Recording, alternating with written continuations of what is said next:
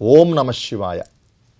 తిరుపతి శ్రీ కపిలతీర్థ ఆలయమునందు వార్షిక బ్రహ్మోత్సవాల్లో భాగంగా 7వ రోజు రాత్రి అశ్వవాహనం. ఈ అశ్వవాహనంపై శ్రీ కామాక్షంబా సమేత కపిలేశ్వర స్వామి వారు అధిరోహించి భక్తులను అనుగ్రహిస్తారు.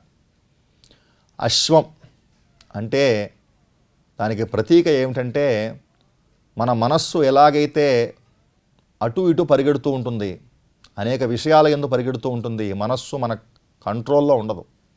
ఎప్పుడు కూడా గుర్రంలాగా పరిగెడుతున్న మనస్సు అంటూ ఉంటారు. ఎందుకంటే అది ఒక చోట నిలబడదు, అనేక విధములుగా ఆలోచిస్తూ ఉంటుంది. కాసేపు డబ్బు వైపు పరిగెడతాం, కాసేపు జ్ఞానం వైపు పరిగెడతాం, ఏది తెలుసుకోలేకపోతూ ఉంటాం. అటువంటి మన బుద్ధిని చక్కగా నిగ్రహించేటువంటి స్వామి అశ్వవాహనంపై వచ్చి మన మనస్సుని నిగ్రహించి మన బుద్ధిని జ్ఞానాన్ని పెంచుతుంది. అటువంటి అశ్వవాహనాన్ని మనందరం దర్శించడం ద్వారా స్వామివారు మనందరికీ కూడా జ్ఞానాన్ని బుద్ధిని ప్రసాదిస్తారు. మనందరం దర్శిద్దాం.